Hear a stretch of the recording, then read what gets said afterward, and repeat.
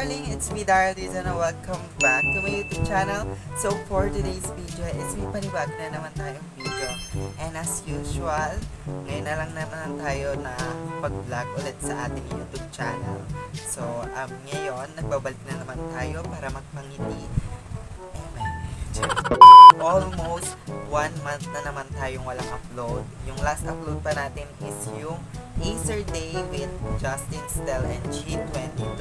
So ayun, sobrang nag-enjoy ako nung last vlog na yan. And kasama ko si Miss Trixie Lee. Dahil din siguro na hindi na ako makaget over at hindi na naman nasundan ang ating vlog. So ayun, pasensya na, medyo na yung ating camera, or kung may napapansin kayo minsan na medyo nagalaw-galaw only, ayan. I'll try my best na hindi masyado magalaw kasi yung kutsyon kasi hindi ko lang kasi ako sa kama namin kasi para hindi na ako mag-setup ng background. Yun, dito na lang sa wallpaper. Actually, ang ating vlog ngayon is sit down lang. Kita nyo naman sa ating thumbnail at sa ating title. We're going to talk about myself. Basta ayun, kung curious lang naman kayo, yun, dahil nga yun, nanonood ka, nandito ka, may gusto kang malaman about sa akin. So, I'm willing to share naman ngayon, parang article. We're going to talk 10 facts about me. Kasi ayun pong maba yung video. And ayun, nga pala, gusto ko lang sabihin sa inyo, minsan nahihirapan din ako kung ano yung mga contents na gagawin ko. Dahil hindi ko rin alam na kung gusto nyo ba yung mga darling. So, comment kayo sa ating comment section kung ano yung mga gusto nyo content, mga vlogs, para kahit pa paano, ma-inspire ako mag-upload araw-araw. And alam ko talaga na may gustong manood, di ba? Syempre. Kasi kailangan ko ng support, mga darling. Kasi minsan napapaisip ako na tutuloy ko pa ba to, ganyan dito, minapasaya ba ako, minanonood pa ba sa akin. And ayun, alam ko naman mayroon iilan-ilan mga kilala ko, pero hindi ko alam kung ayun, napapasaya ko ba sila, ganyan, may natutunan ba sila. So ayun, just comment down below mga darling para aware ako sa mga contents na aking gagawin. So ayun, you can free to request naman, and I'm going to reply naman as long as I can, na kung kaya ko naman gawin yung gusto nyong gawin ko. Intindihan nyo ba? Disclaimer lamang po, itong aking mga i-share is about sa akin lang talaga. So kaya ginagawa ko tong content na to is para lang sa aking mga loyal subscribers, sa mga darlings ko na gusto talaga malaman kung ano pa yung mga hindi pa nila alam. So, hindi man masasama dito yung mga gusto nyo malaman sa 10 facts na aking sasabihin. So just comment down below, and para makagawa pa tayo ng next part 2, kung you know, may gusto pa kayo malaman about sa akin. And sasagutin natin yan kung pwede. Go! So first fact, so ayun, I just want to share na I am the second na gay sa aming family. So ayun, sa Dizon family kasi,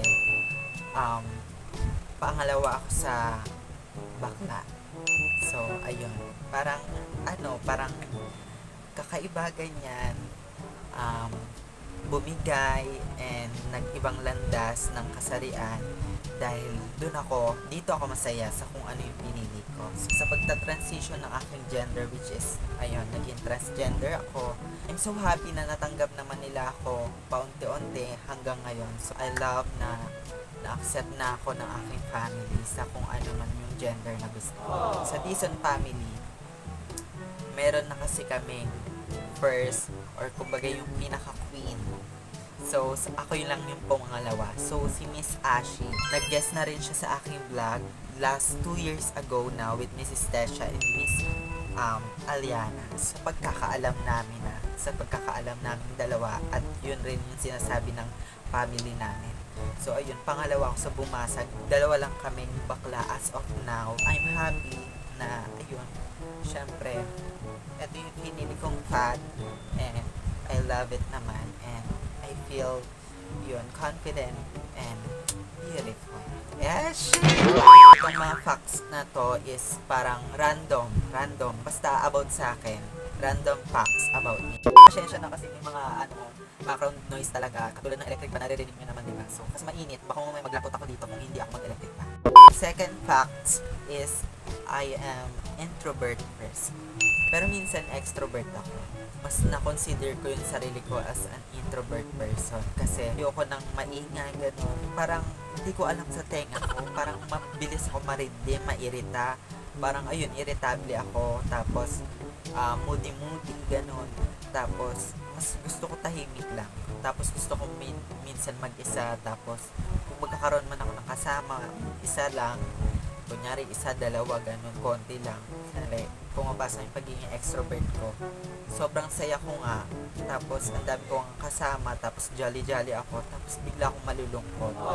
So, parang, ang laki nung bawi. Kaya, makakonsider ko talaga yung sarili ko as an introvert person. Pero, alam ko may tawag, may ibang term, maraming term pa about dyan. Kailangan pa natin ng malawak na knowledge. Pero as of now, makakonsider ko yung sarili ko as an introvert person. So, third facts is, may lahi po kaming Ilocano sa side ng aking mother. So, ayun, ang province pala namin is Tarlac, pero hindi ko siya masyadong na-adapt. Di ako marunong mag-Ilocano. Basta yun, hindi ko maintindihan. Pero, pag kunyari sila mama, tita, nag-uusap, parang out of 100%, 20% nakakaintindi ako. Fourth fact about me is yung, alam nyo naman, is magka-college na tayo ngayon. Ayun, may mga vlogs ako sa aking Facebook. So, ayun, kung nanonood kayo ng aking mga vlog doon, mga mini vlog. So, ayun, medyo updated kayo. Ang aking course na pinili is Fashion and Apparel Technology. Under siya ng BSIT or Bachelor of Science in Industrial Technology. Feel ko na mag-excel ako and yun, may background ako kasi pag lumis ako ng ibang course o kung ano man, baka mahirapan ako since college na. Kasi yung college, alam naman natin mahirap. So, kapag tayo subok, doon na tayo sa alam natin kaya natin. Fabso sikat sa Rosario ako nag-enroll. Well, mag-enroll pa lang pala kami, pero fit to enroll na ako na tapos ko na lahat, natapos na namin yung mga requirements, ganyan, yung mga kailangan, nagpa-medical na rin, ayun, together with Madison Gray. So, yun yung aking course. So, ayun, sa mga nagtatanong, and sa mga hindi nakakaalam, and sa mga gusto makaalam. Ang ating fact number 5 is, I am proud to say to all of you mga darling that I am 18. So, kung familiar po kayo sa mga nakakaalam and sa mga co-18 ko dyan na darling pala, so, ayun, I am 18. So, fandom siya or fans siya ng SB19. Nakakakilala sa akin sa mga friends ko, alam nila yan. So, lagi ako nagmamahitin ng aking bias na si SB19 Justin. Sobrang na-inspire talaga ako sa kanila when it comes to music. So, ayun, kay Justin sa aking bias. Kasi may similarities talaga kami. Nakita ko yung sarili ko sa kanya. And, ayun, parang, uy, talaga naman. Pero kung gusto nyo or curious kayo kung bakit ako naging 18 sa mga kako-18 ko dyan or basta kung gusto nyo lang malaman. So, gagawa tayo ng video niyan soon if ever na gusto nyo nga. Pero gagawa pa rin naman ako kapag gusto ko. Pag may free time. So, I'm so happy na ayun, naka-schedule ang 18 Cavite sa August 31 sa Vista Dasma Mall. Doon kami parang black screening siya. So, fan base ng 18 Cavite talaga. So, shout out 18 natin siya na nanonood. I hope na suportahan nyo ang ating P-Pop Kings dahil sobra silang nagpupursige para maiangat ang OPM or P-Pop sa buong mundo. So, ayun. Good. Basta yun. I love being 18 talaga and napaka-happy ko na naging 18 ako. So, fact number 6 is I am a risk taker person. Oh, no! Scenario na parang hindi mo alam kung anong pwede mangyari, maaari ka talagang mapahamak or hindi, ganun. Well, I'll go for it kasi I am a person na parang gagawin lahat yung best. Ganon. And handang sumugal talaga. Yun lang, pasensya na kung natingin-tingin ako sa taas kasi iisip ko ng mga sinasabi ko. Kasi wala akong script. Ito ay based sa aking mga nasa utak talaga, nasa memories.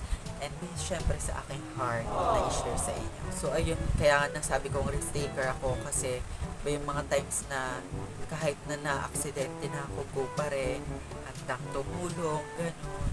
Parang ginugo ko talaga, especially sa mga aking mga mahal sa buhay, sa mga kaibigan ko. Ayun, handa akong tumulong, and kung may mga challenge man na dumadating sa akin sa life ko, handa naman akong harapin kasi kapag kunyari inatrasan mo siya, aatakihin ng problem, and doon ka talaga susubukin and alam ko naman na sinusukat ni Lord kung gaano ka katatan. So ayun, hindi naman maging masamang maging risk taker, pero as much as possible, gawin nyo lahat ng makakaya nyo para sa sarili mo and syempre para sa mga mahal mo sa buhay. So ayun, pang 7 na fact.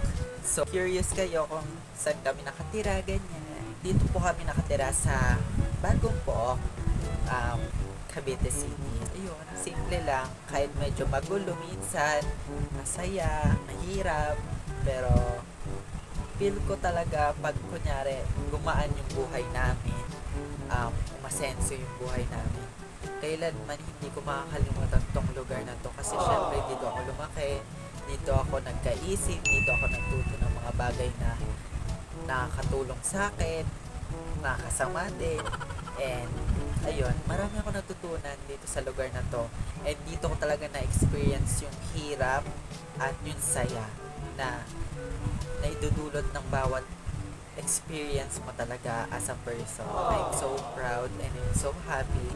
Siyempre, kahit sa hirap man kami minsan, basta magkakasama kami ng family ko and safe kami and healthy, okay na ako dun. Thankful ako kay God.